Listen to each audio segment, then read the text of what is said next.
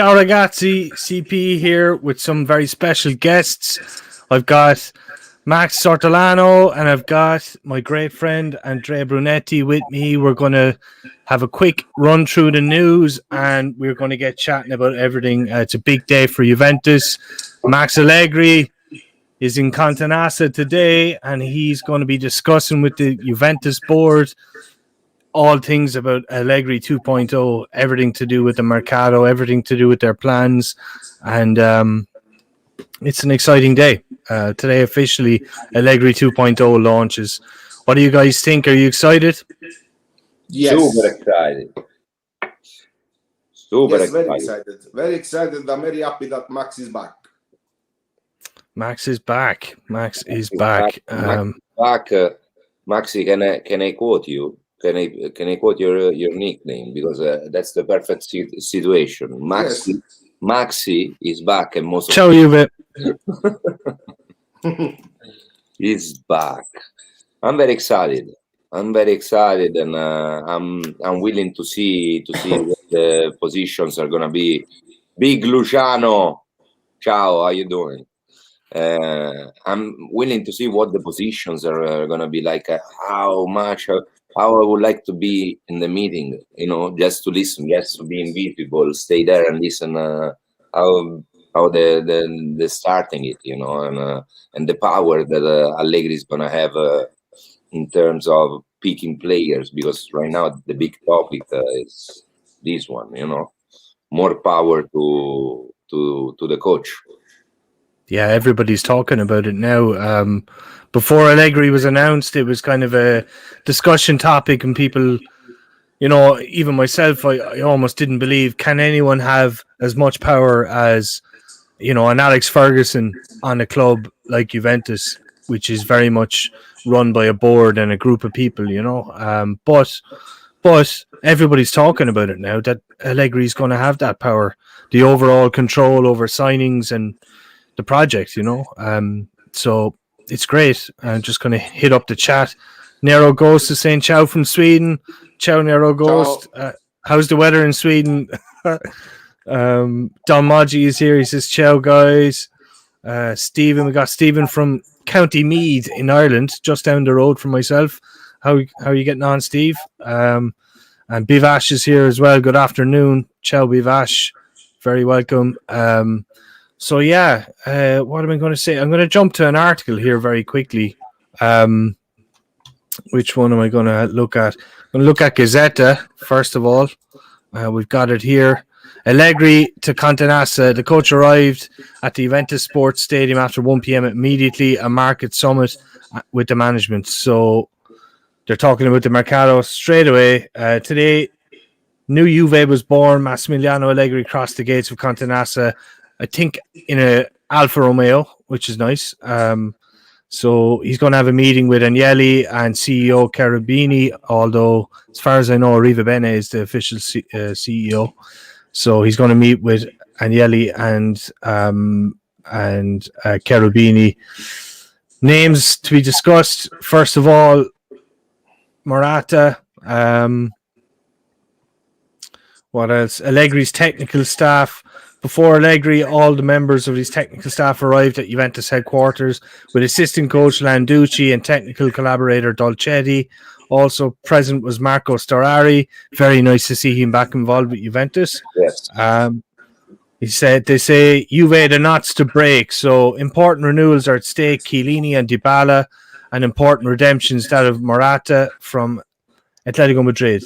And then above all, the big question mark around Cristiano Ronaldo. Another problem is that of the goalkeeper aiming again at Chesney or attempting to sign Donnarumma. What do you guys think? Maxi, you want to go? Well, personally, I still think that Dybala won't sign the contract because he wants more money. And also, if you remember the last year he had with Allegri, I doubted that he wants to stay with him anyway. Personally, yeah. Because he had a lot of problem with Allegri the last year that was at Juventus. That's also the possibility that after Allegri he has seen worse and now he wants to go back to Allegri because I think it's the better solution, you know.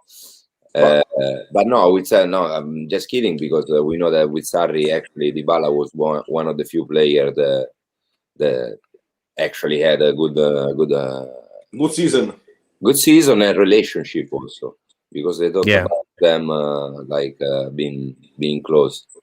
I think he's gonna leave. I think he's gonna leave, and if he doesn't leave, I think it's very impressive and probably a good news, because it means if he stays, it means something happening inside his mind, that something changed, and he eventually feels very, very motivated to stay with Allegri. I hope. Market-wise, I hope. No. It's a good question. I was closing my thought, saying I hope he's not staying because of the problem we have been talking about and the comfort zone that Dybala already created himself in Juventus. You know, that could be a problem. But if that was the case, I think we would sack him, and that's it. Yeah, but the problem will be as well money-wise. Yeah. Because it's the only player where you can make money. Unless the other one is De Ligt. De Ligt won't be sold. No. Then the only one available is Dybala. That you can make a surplus on it. I agree. There is money to be made on Dybala. I think a lot still depends on Cristiano. Pardon? I think there's a possibility that they're both leaving. There is a possibility. I mean, it's all to be decided yet. Bivash letting us know he's coming from Bangladesh. How's everything in Bangladesh today? Very welcome. Don Maji, he says, I'd love to be a fly on the wall in this meeting. You mean this meeting or the one in Continassa? Matteo is saying, morning, guys. And Hi, ciao, Massimiliano. Ciao, Matteo. Ciao, Matte. How's the weather in LA this morning? Someone else from I think Bangladesh maybe. Great experience, great program. Thanks very much. Thanks for joining us. So, I mean, what do you guys think? Do you think do you really think he's going to have all that power to buy and sell who he wants? And who do you think he's going to keep? He would not be back if he didn't have this power this time. And also, you haven't got a proper director like Paratici that knew the player. Cherubini is good, but it's not as good as Paratici. Then the only one that you got now to check the player for the players is Allegri. He's the most experienced man out of them all. Then if he doesn't decide him, you will end up the same as before, with a lot of problems and players that you don't need. Then it's no point in being back without that power. Yeah. So you know, Allegri is also a very good friend of Cherubini, Colin. Yeah. They played together in Perugia. They played together. Okay. They played together in Perugia, and when Allegri was the Juventus coach, he used to go very often with Cherubini to watch the under 23 and the Primavera.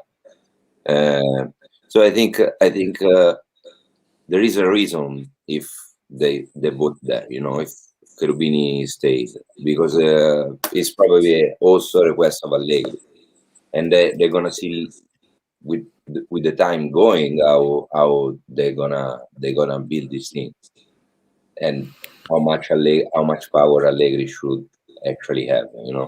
I think that's the real role of Arrivabene.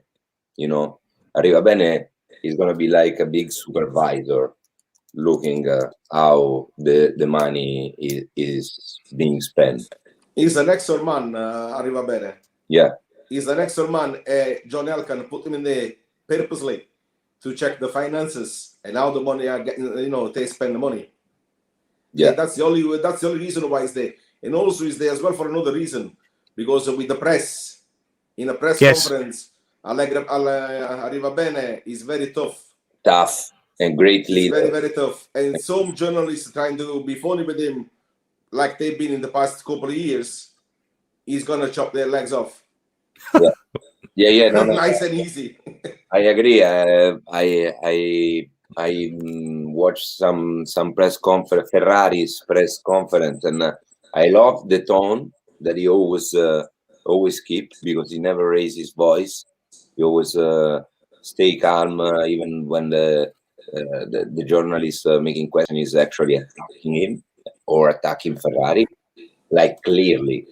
I like the tone, and I like the stuff he talk about, because it's clearly a leader mindset that is being put there, And I love leaderships in a teamwork where all the roles have to be respected.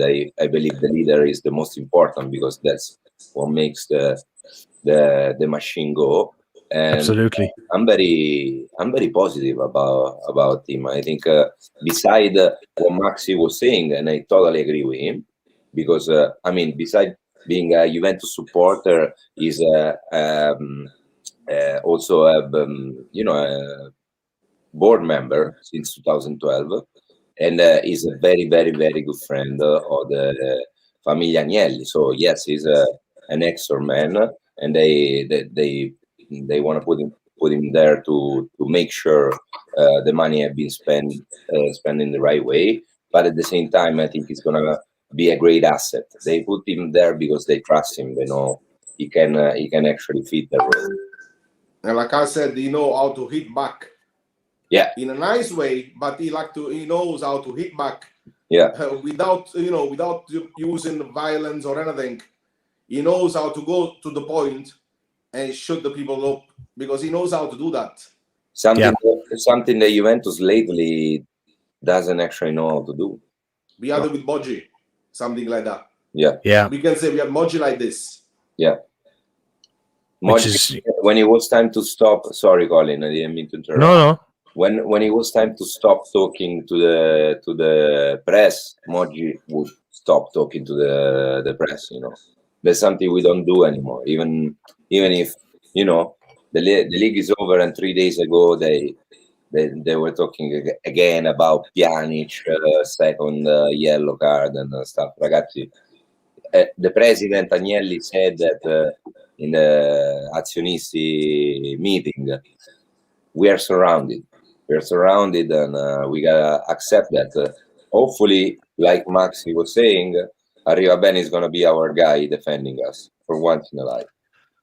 It's great. We haven't really had someone who's good with the camera, good with the press since Morata, in my opinion. I didn't really consider Paratici a good man in front of the camera, so that's one aspect of it I'm looking forward to. I'm getting into the Mercato talk. Mr. T is here. He says, "Ciao guys, what can we expect from the Mercato, considering how bad the finances seem to be?" Big burger, Mr. T again. Huh? A big burger. I love that burger. Where did you get that burger again, Mr. T? So he's kind of talking about the Mercato. I mean, we still haven't had news from Exor about money. What's the budget? I imagine it might come out, but it could be later. Maybe it's hard to know. What do you guys think?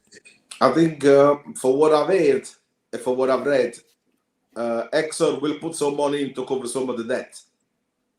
Yeah, they will put some money in, and that is all about as well today. The meeting that they're having today with Cherubini and Agnelli and Allegri is about that first, because they need to know what budget they can spend. Yes. What they have in their hands before they talk about the players. Yeah. That's the main point today in the meeting. And then as soon as they know that the money are in, they know how to go about, and they're gonna start to talk about the players too, because no point talking about players right now. Yeah. It's a fair point. We are going to talk about players though, if you don't mind. But we can't. They can't right now. They can't, because we don't put the money in anyway, are we? No, we certainly don't. I'm going to go to a tweet Fabrizio Romano did last night. This is from Carnevali. Sassuolo, Carnevali, he says, we'll decide after the Euros. We want to make Manuel happy, selling him this summer in brackets. Many clubs from top European leagues are interested in him, he told Tudor Sport. So, I'm going to give my quick impression of that. And to me, it looks like Carnevali is saying, okay, we're going to try and hold on till after the Euros and get as much money as we can from the situation with Locatelli, even though we know he wants to go to Juventus and, Juventus want him. We're still going to try and drive up the price. Do you think we're going to get this deal done before the Euros, or is it going to drag on? I think it's going to drag on. It's going to drag on for a while because Sassuolo are a bit tough on these things. When they put a tag price on a player, they very, very rarely get the price down. Yeah, they've been consistently. Sorry, that's what they need to do in order to keep the balance in a good position. So it's very hard. They actually lower the price. It's going to be very hard. Yeah. I don't expect the price to go down at all. I think 40 million, if you look at him as just, his merits, you might say, okay, it's a bit expensive, but the value he's going to bring to Juventus, versus what we have at the moment, we don't really have a player who can play in that position and be the regista or director, whatever you want to call it. And, they realize how valuable he will be to Juventus. So 40 million for them is a fair price. I know that they kind of have the leverage over Juventus in that sense. Don Maggi is saying this Locke situation could end up being an auction scenario. It could be. In that case, I don't think Juventus are in a position to get into auctions with anyone. It's going to have to be a personal deal, What do you think? I think the Juventus probably, if they can't get to Locatelli, they cannot get a regista, or they're going to put Fagioli in because he's some kind of regista anyway. Or they're going to play a 4-2-3-1, and you don't need a regista with a 4-2-3-1. True. You get the two big boys in the midfield, and you're not going to need any regista then at that point. And you still got Bonucci that can keep passing the ball from the back, because I think he will stay anyway, Bonucci. Then you go in. You got Quadrado on the wing. That is the regista in the attacking part of Juventus. Because that's what it is, Quadrado. He's the major assist man. He's the one that plays as a regista, but on the wing. That's the only difference. Instead of the middle, play on the wing. Yeah, he builds the play. 2.0. Yeah, that's what I'm saying. There's no more there's only one Camoranesi. Yeah, no, I mean, I'm sorry, Mauro. If you're listening, sorry, I didn't mean to. Don Maggi saying just give them Bernardeschi. Yeah, I mean, would Bernardeschi go to Sassuolo though? I don't know. You got to pay half of his wage. If you sell him to Sassuolo, you got to pay half of his wage, because Sassuolo, they don't pay that 4 or 5 million on wages to players. And guys, then what's the point? You know what is going to happen as soon as we sell Bernardeschi, no? He's gonna become the best player in the world. Ballon d'Or, I seriously hope they don't sell it in Italy. Sell him in Italy, because I already see a couple of matches getting, a couple 2 goals by Bernardeschi. It would be painful. Absolutely. So I think this is a bit of gamesmanship from Carnevali. He's a tough negotiator. But guys, I really hope we get this wrapped up before the European Championships. I think it's key that we get all the deals done before the European Championships, because the prices change. You could see Locatelli having a great championship for Italy, and then Mr. T is saying Ballon d'Eschi. But Kind of moving on here now. Today, our great friend Mirko, who was on the show with Stripes last night in Tutto Juve, he's talking about Paulo Dybala. He says in the last few hours, it's been reported by various media outlets Paulo Dybala, who's 27, is close to renewing for 10 million plus bonuses. However, it does not find any confirmation at the moment. According to the information gathered by Tutto Juve from sources close to the player, his renewal is still stalled, and Juventus has not started contacts with his agent, Jorge Antun. In these hours, the summit between Allegri and Juve management is expected, waited to understand what the requests of the new coach will be, and above all, the number 10 will still be at the center of the project, as he was with Allegri in the past. So, do you think he's going to stay? I think Allegri probably doesn't have an alternative to Dybala. No, sorry. Let me rephrase everything. Let me start from the point that we were talking about earlier. I still believe Dybala is leaving, like Maxi. I mean, I believe he's gonna leave, and probably this is all to a strategic situation to keep the price and on a decent point, because Dybala is 28 and his contract is about to expire. So that's a delicate situation when you're about to sell him. But beside that, it can be everything. It can be, like we were saying, that Allegri sees in Dybala technical skills and something that is very hard to predict in the pitch. And the idea of football of Allegri, and probably he doesn't have someone else that he would like to sign instead of Dybala. Probably he sees in Dybala some characteristics that he wants in his team, and probably that would be the motivational thing for Paulo Dybala. Who knows? He can finally come out as the great player that we have been waiting for since he's not since he's at the Juventus, but since he scored the two goals to Barcelona.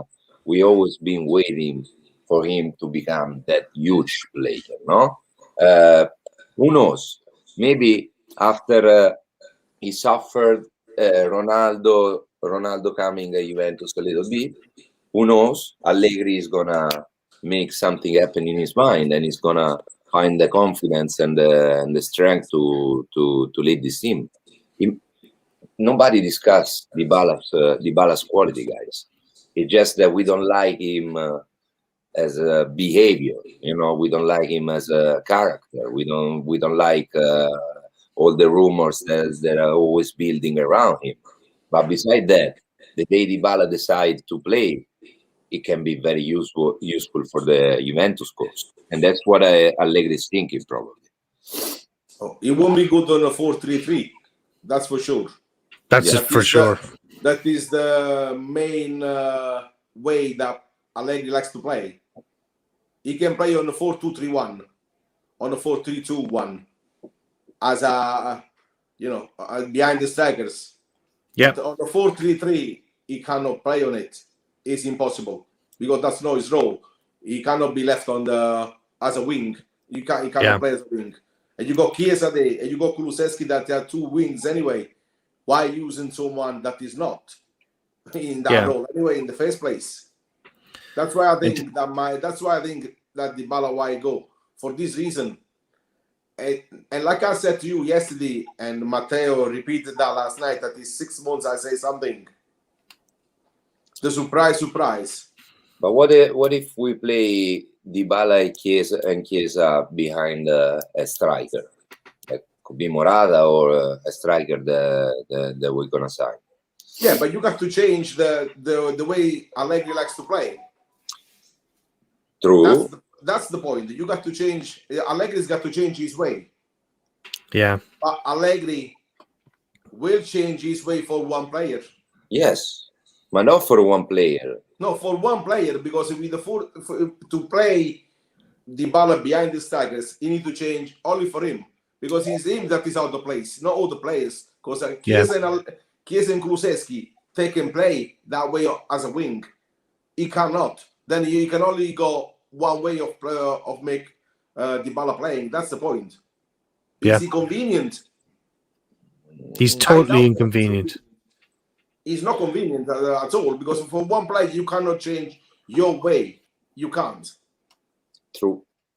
Absolutely. Bangla's coming in here. He'd like to hear about Neymar and Messi news. Unfortunately, Bangla, this is Juventus channel. We really only talk about Juventus players. But as far as I know, Messi and Neymar are probably in South America getting ready for the Copa America Championships.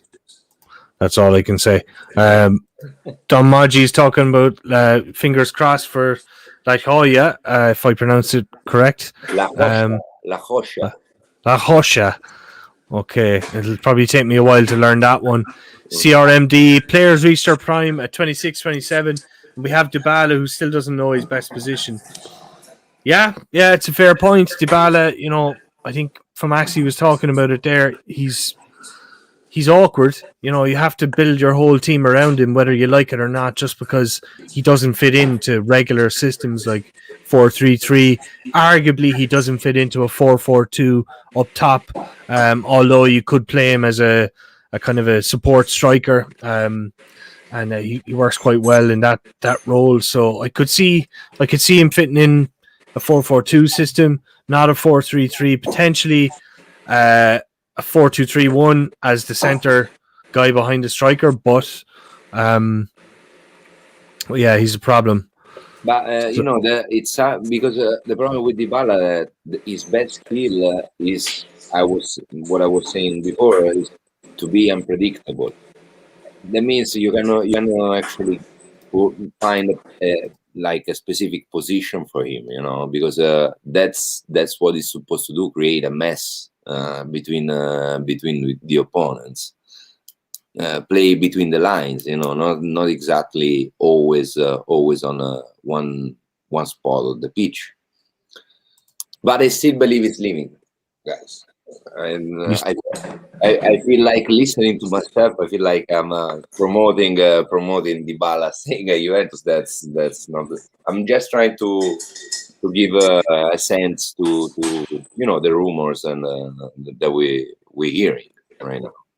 Yeah. Don Maggi saying Max will have a solution, I'm sure. Calma. Halma with the H, no with the C. He's a Halma with the H. He's from Tuscany. So do you want to explain that actually, Andrea? It's very easy, ragazzi. Italy is a beautiful country, and also when we talk about culture, is an amazing and very, very, very various country. The cool thing about us is that you, and Max is gonna confirm, you drive a couple of hours, you pass from a region to the other one, and people will speak a different dialect or with a different accent. And yes, Max Allegri, we all know, is from Tuscany, and the characteristic of Tuscany, which is also the region where the real Italian comes from. The funny thing about them is that they're not able to pronounce C. It means that for them, the word calm would be halm, because they pronounce H instead of the C. That's why Allegri became famous for few press conference where he was asking for everybody to be calm. Calm. Allegri style. That's a style life. Damaji says scusa. So I have another story here I want to quickly look at, and this is about Morata. Apparently Morata made some comments. I'm not sure where to, but he says, it would be nice to be trained again by Simeone.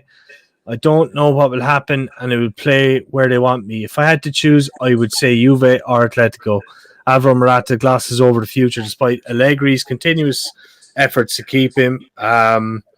We know he's prepping for Spain and the Euro 2020. he says it was a fairly difficult season, but the balance is positive because we've qualified for the Champions League and we've won 2 trophies. In the national team, there have been some changes, but the team is competitive. I wasn't afraid of being cut by the coach. I've always done well. So, what do you guys think of that? What do you make of that? Does he?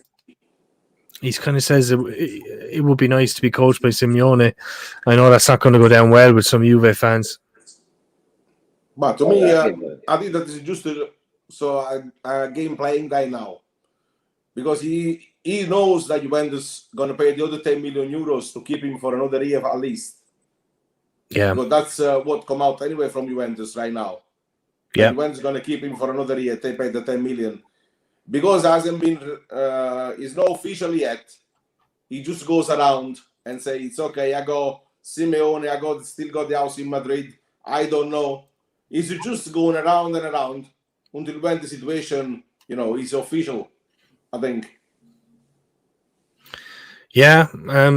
What do you think, Andrea? Do you think he's going to be kept? There is a big possibility that we keep Morata, even also because it doesn't look so easy to me to find some strikers, good strikers right now, and I'm not really worried about what he says about Simeone. Why should he say something different? There is a chance he goes back to Atletico or he stays with you. The interview, basically, what I read, what I understand from that interview is that Morata loves Juve and Atletico, and whoever between them two would like to use him in the roster is gonna be happy to be a great asset. My question is, what's going on with Morata? Because he came back, we all dreamt about our Alvarido, that it's he's part of our heart, like Paul Pogba is. He started very, very, very good, like a crack, especially in Champions League, and then he went down with the team, like something like psychologically. I don't know. He caught a virus. Yeah, he got a virus. He caught a virus that debilitated his body.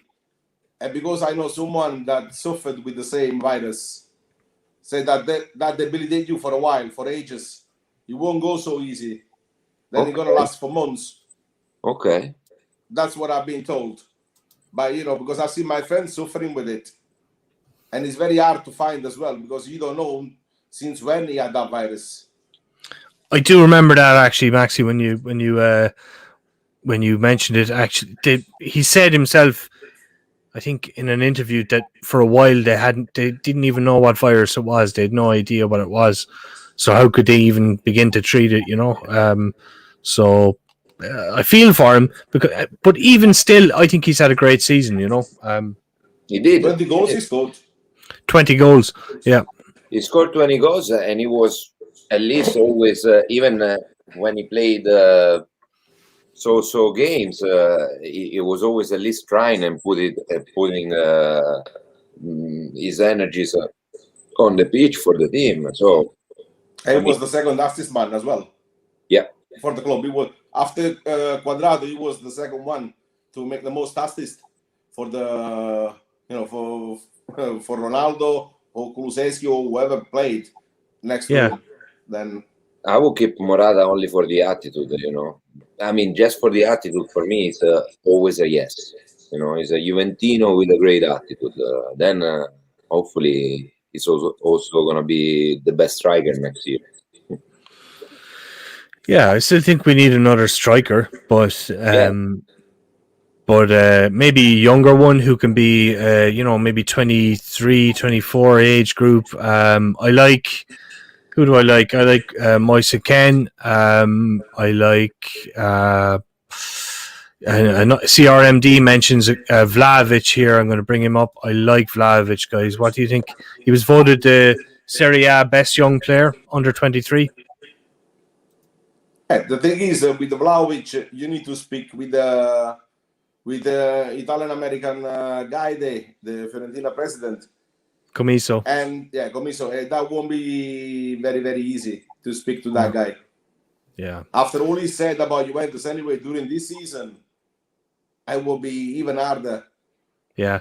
And he supposedly, grew up as a Juventus supporter, and he's having that kind of having a lot to say about Juve, He went in the mood, Colin. He went in the mood with the Italian press and with the Italian people that don't support Juventus. And also is the Fiorentina support. Sorry, the Fiorentina president, guys. He cannot do any. If he wants to keep the team and he wants to walk freely in Firenze, he couldn't do anything different than this. Yeah. Maxi, how's the situation in Firenze? It's the worst city for us, huh? I know that very well. One of the few stadium I never went, and I got the chance to go watch Juventus. Oh, now to be honest with you, Napoli has become the same as Firenze. Yeah, no, I know. That's another stadium I haven't gone yet. Also because it's not the most beautiful stadium in the world, Napoli, Firenze, Bologna, I feel, and Roma. Those are the four cities that are very tough for Juventus supporters. So respect for the Juventini that comes from there. Yes, Andrea. When I'm flying from Liverpool to Napoli, because that's the airport, the nearest airport to my town, I always got Juventus logo on me. And only once someone said something. It was someone that was pushing me on the chair. No way. Yeah, he said, say, what are you doing with that thing on you? The robbers and whatever else. I said, push and shut up. I said, if you say another word, said you're gonna get the sack, my friend. Said you're gonna lose your job. Said I will speak with your manager. Say one word. Since then, nobody said anything else to me. I love it.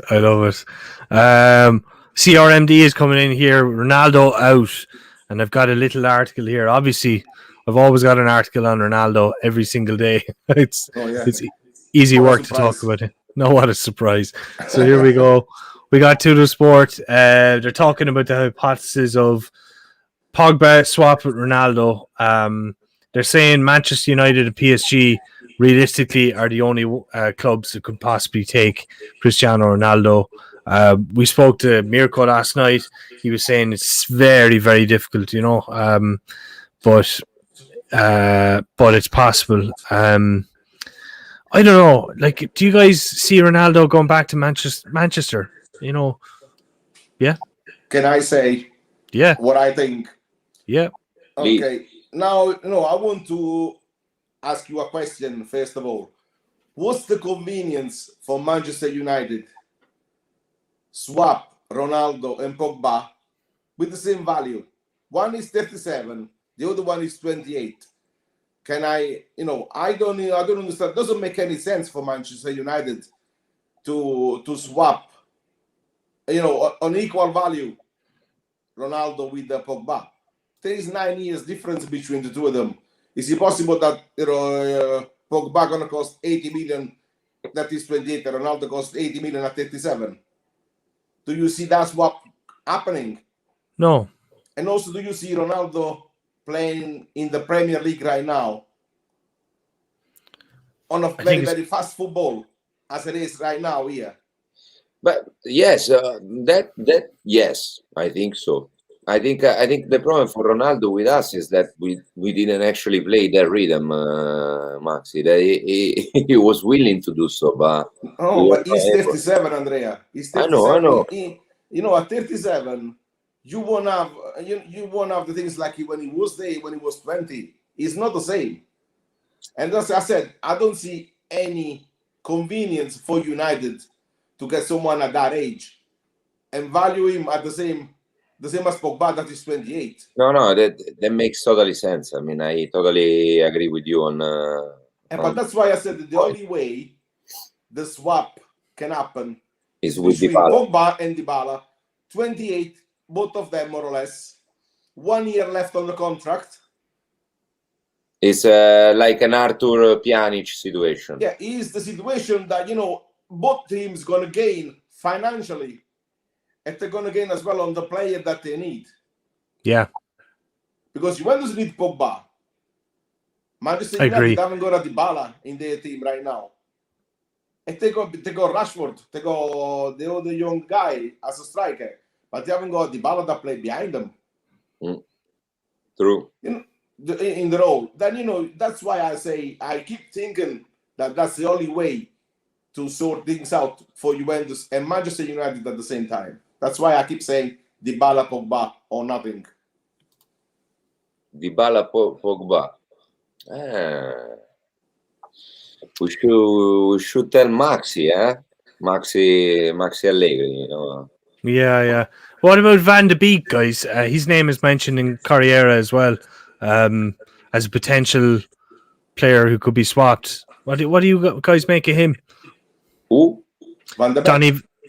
Donny Van de Beek. Van de Beek. I like him. It's a good player. He could be useful. He's one of them that like to score goals. The midfielder that we haven't got right now. Yeah. He's young. Absolutely. He's the box-to-box midfielder that we need. But I still prefer Pogba, to be honest with you, and not Van de Beek. I agree. Because with Pogba, you can play high ball. You can kick the ball very high, and he's there to get it. Van de Beek is not that tall like Pogba. If you want to, you can't come out from the defense passing the ball between the defenders and whatever else. You can pass the ball over the midfield. If you go Pogba, you can get the ball with the head. If you don't, you have a better problem. There's no doubt that Pogba is the perfect fit for us.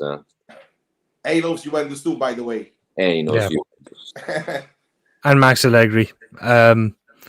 Just to quickly go to, it's not breaking news, but I want to thank Romeo Gresti as well for giving us this footage on Twitter. Allegri, he came in an Alfa Romeo, guys, but he left in an Audi. There's the Audi. It sounds like a deal. It sounds like a deal got done. The swap has been done.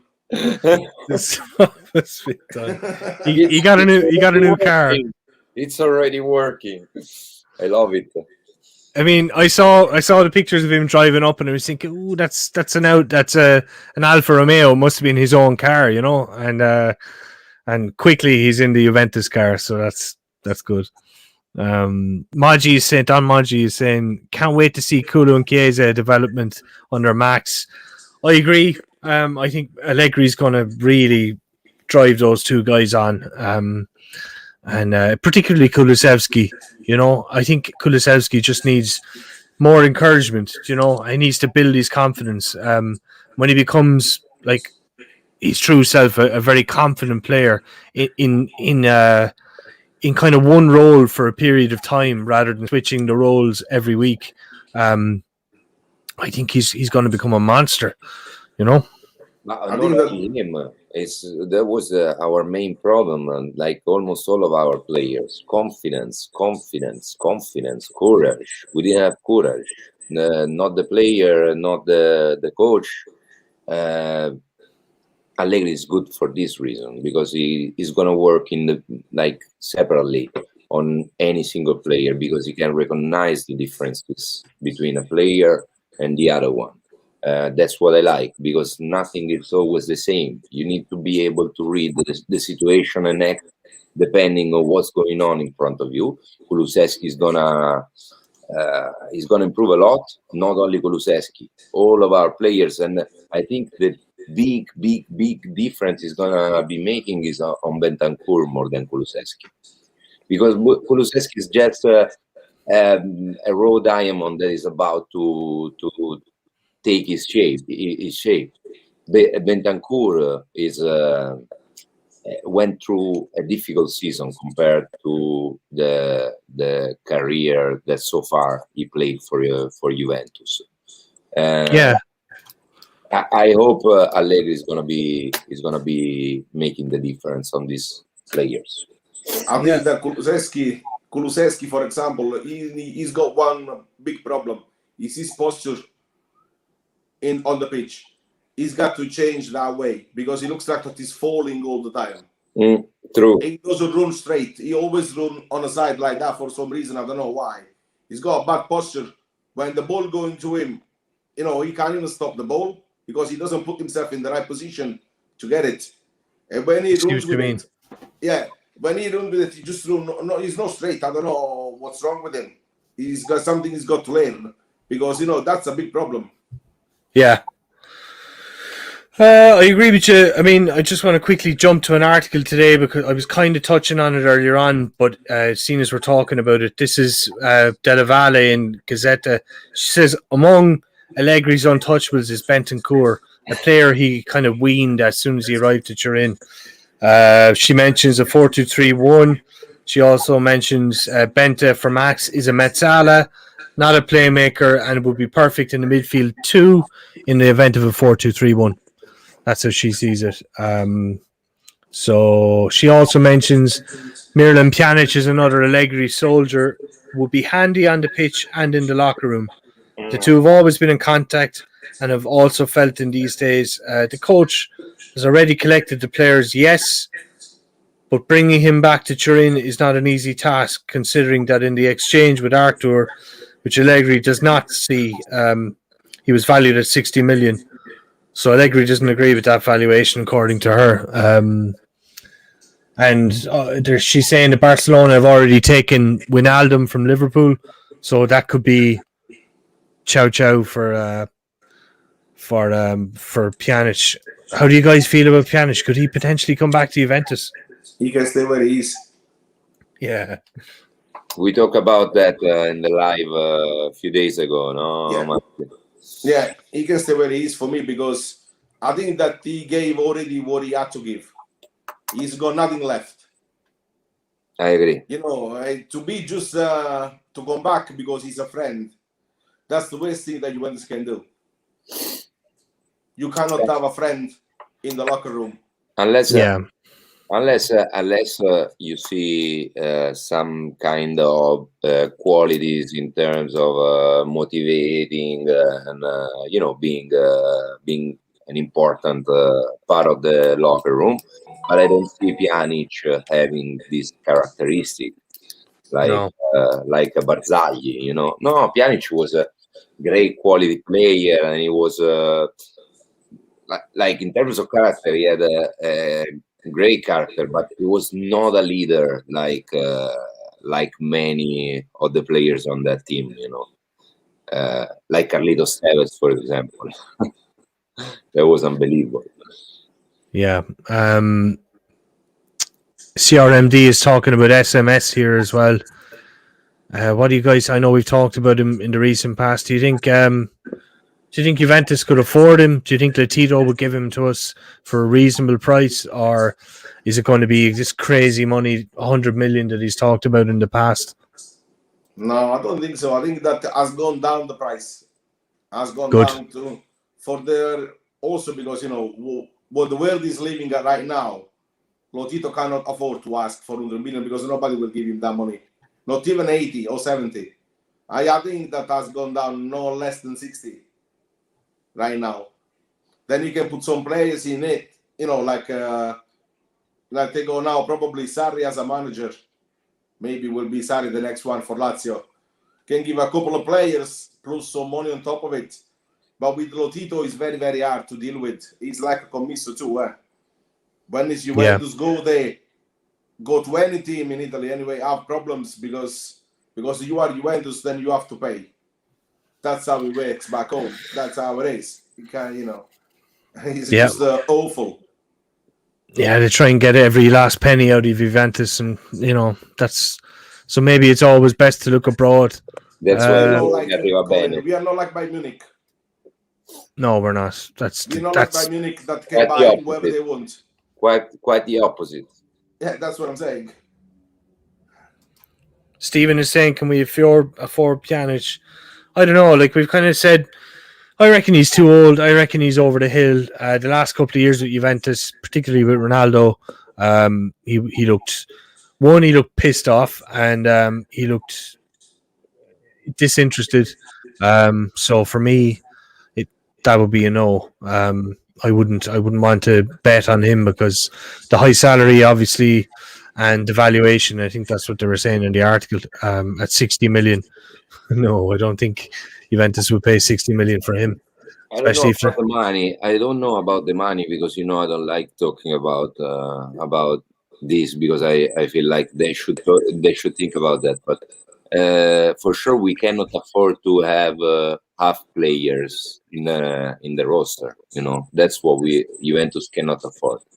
We need everybody in great shape and ready for a big season. Pjanic is about to finish his career, and there's no point for Juventus to take a Champions League spot, or anyway a formation spot out of the list for Pjanic. But anyway, if you get Pjanic, what are you gonna do with Arthur? I don't know. Arthur's Thiago is our Brazilian correspondent, and he was saying he doesn't think Arthur's going to go anywhere. Well, he can't. He can't. So he can't for tax purposes, Colin. Yeah. Because there is that deal with the government that players have to stay at least 2 years in one team to get the discount. Yeah. It's only been for 1 year, then he cannot go anywhere right now because nobody's going to pay that money anyway for him. 80 million. Who's going to pay 80 million for Arthur? Who? Yeah. Nobody. Then you got the answer. You know what I mean?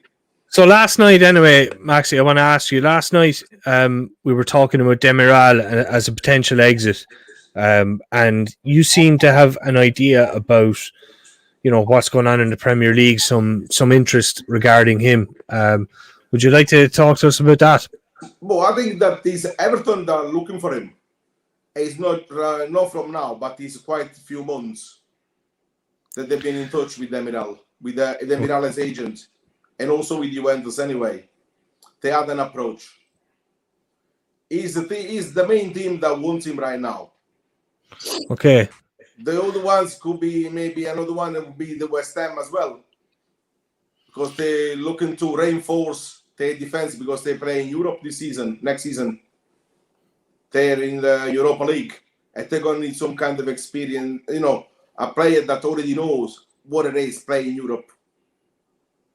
Interesting idea by CRMD, keen for Demiral. Do we know who's going to be the new coach at Everton? I read that it probably could be Nuno Espirito Santo. That left Wolverhampton.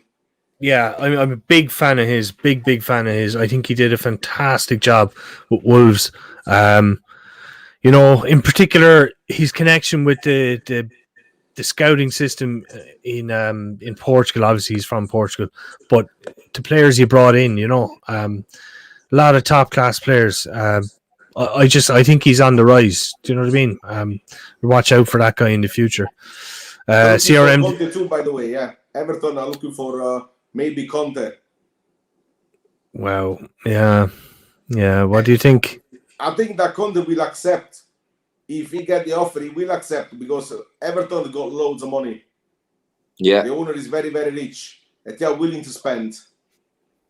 And that's what Conte is looking for.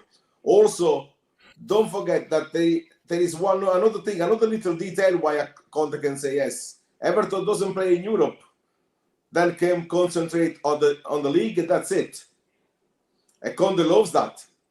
He did it with Juventus. And he did it with Chelsea as well. Play, just thinking about the league and forget about the European Cups because he didn't have any to play for. Then he can do his job properly. Just a little celebration for our friend Mirko Di Natale. Apparently, he's just become verified on Twitter. Incredible. That's a great result for him. We look forward to watching his rise as a football journalist and one of the most reliable out there for Juventus news. So if you're not following him, guys, check him out. Anyway, sorry, that was just a little bit of news. Mr. T is coming in here. Colin, do you support any team in the Premier League as well? I don't. My story with Juventus kind of goes back to mid-90s. And for me at the time, we didn't have access to the Premier League. All of my friends were watching it on TV, but it was pay-per-view and we didn't have the subscription. But Serie A was on TV free for me to watch. So like Saturday morning, I had the highlights show, and Sunday I had the live games as well on Channel 4 Football Italia. So, you know, I never really had the option to watch it, but Serie A was always there, and I was blessed to be able to watch an incredible generation of Juventus players, team, manager, everything, you know. I watched Del Piero from start to finish, Zidane, Ravanelli, Vialli. I saw all of those. I saw the Champions League victory. So no, I've never been a fan of a Premier League team. It's always been Juve for me. You very young then, eh? Yeah, I mean it was 90. You're very young because you see, the first time I saw Juventus, I started to support Juventus. It was the first European Cup that Juventus won. 85. No, 1977. 77. The UEFA Cup. Ah, okay. Then you see, Roberto Bettega. yes, I got quite a few years more than you. Then I've seen them all. Wow. I've seen them from Bettega, Platini, Rossi. I've seen them all. So Mr. T brings up here again. He says, "I guess Liam Brady is one of your favorite Juve players of all time." He's not. He gotcha, Colin. Be honest. Say it. I have a graphic here, well, not behind me now, but with Liam Brady on it. I'm certainly proud of Liam Brady's achievements with Juventus. 2 seasons, top scorer in the first year, scored against Inter a couple of times. Second season, he scored the goal that got the second star on the jersey last game of the season to win the championship. So, you know, he did really well for Juventus. And yeah, I'm proud that an Irish player. And he only left to leave space for Platini. Yeah. That's why he left, because otherwise he would have stayed even longer. He would definitely have stayed because he was loved in Torino. Unfortunately, at the time, you couldn't have as many foreign players as you would have liked. I think you could only have 2, and Boniek was signed already.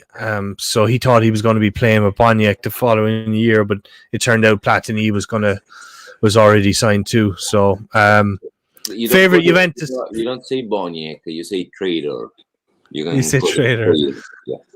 And don't forget that Liam Brady had his daughter born in Turin as well. I did not know that. Yeah, his daughter was born in Turin while he was at Juventus. It was in the last year that he stayed at Juventus that his daughter was born. And he was in Turin. Then she's born in Italy too.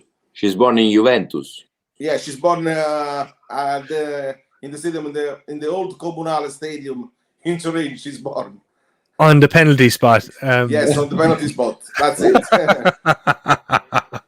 So, yeah, I'm not going to say, he was the greatest Juventus player ever. I'm not going to say that.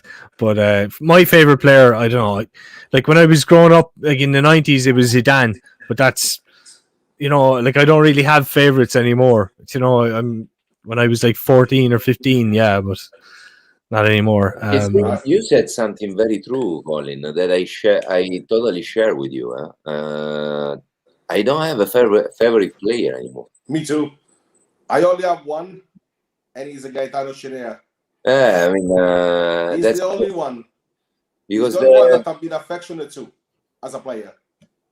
Because it's hard to find players that are genuinely attached to the shirt, to the team, like it used to be in the 90s, no? Yeah. For me, the last was David Trezeguet. Like I love bombers in general, and Trezeguet was the last players I adored. You know, Ravanelli before Trezeguet, and it was painful when we let him go. And Yeah. That's, I have to say, to kind of roll back the roll back time, that, you know, it was very painful for me to see Vialli and Ravanelli go after the final in '96. You know, and that's the one criticism that I have. I don't feel that Juventus replaced them well enough, considering Vialli had a very successful time at Chelsea. Considering Ravanelli scored 30 goals the year after with Marseille, you know, you certainly could not say that Ravanelli, you know, was over the hill or he was past it. No, he had plenty of good years. He went on to you sold him for 20 billion lira, and you signed him 2 years earlier for 3 billions. So that was the point. Agnelli wouldn't take any money out for the managers, you know. That's the way. That's why they sold Zidane as well. That was the way they would get money to keep the team alive, you know. And yes, I agree. We in those years we had Vieri, Amoruso. We had many forwards that were not at the level of Vialli for sure, and Ravanelli.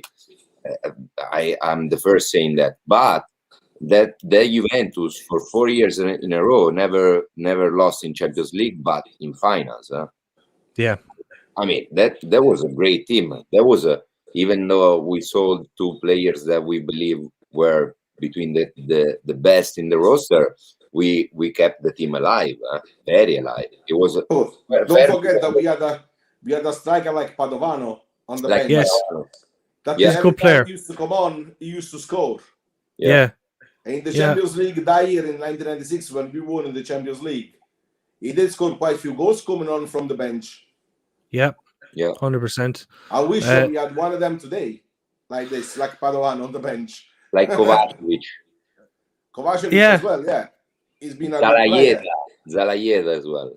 Zalaieta, El Panteron, yeah. Don Maggi saying ADP for me is Idolo. You young Don Maggi. I'm a boomer. Sorry. Mr. T says Alessio Tacchinardi was my favorite player. I liked a little bit of muscle in the midfield, a very underrated player. Yeah, he was. I agree with Mr. T. I was in love with Tacchinardi. He played as a central defender too. Yeah. Did he? Yes. Lippi put him on as a central defender in few games. Okay. No, very smart player, great skills and a great fighter. Good head, very intelligent.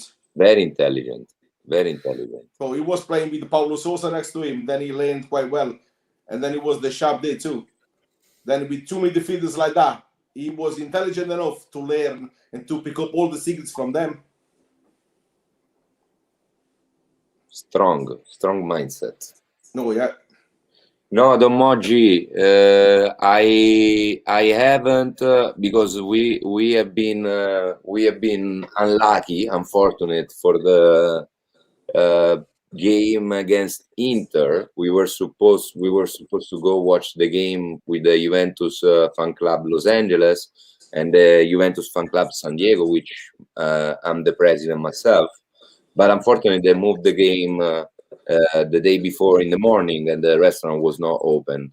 But I don't know if you are in California, stay up to date. I don't know if you are a member of one of our club, but stay up to date. Contact me because the new season is coming, and that is going to be something that we do very often. To go to the Piero restaurant to watch the game all together, like a big family. Sounds good, man. Sounds good. I wonder, is the food any good? I bet it's great. No. I tried the restaurant, but I haven't been there to watch the game yet. That's what I meant. The restaurant is a proper Italian restaurant, which is hard to find in this side of the world. Okay. We're going to wrap up pretty soon, guys. What was I going to say? I'm going to thank everybody for turning up. We got a nice turnout here. We're building slowly. He says we need to meet next time. have many familia there. It would be an honor to meet you. A pleasure. Yeah. So with that, like anyone who hasn't subscribed, give it a like. It's very important to give it a like. Let YouTube know it's good or that you like it, and throw a comment in there as well. That's great. Everything is appreciated. And thanks very much for my special guest today, for Massimo Saccaxi, and always Andrea. Thank you very much for inviting me, Colin. Oh, you're welcome. Nice to meet you as well. Finally, You're personally. Very nice to to meet meet you. Chatterbox. Very nice to meet you, Maxi. Very nice to meet you. Hope to talk to you soon again. I'm sorry to be like a chatterbox today. What was that? Sono come un pappagallo, no? Chatterbox. Talking too much. No. When you talk about you, it's never too much, my man. Never at all. No. So anyway, guys, with that, I'm going to say Forza Juve, and see you next time. Check out Stripe Show for more live broadcasts. I potentially will be going live tonight on Twitch. So follow everybody everywhere. Best of luck. Ciao. Thank you very much. Forza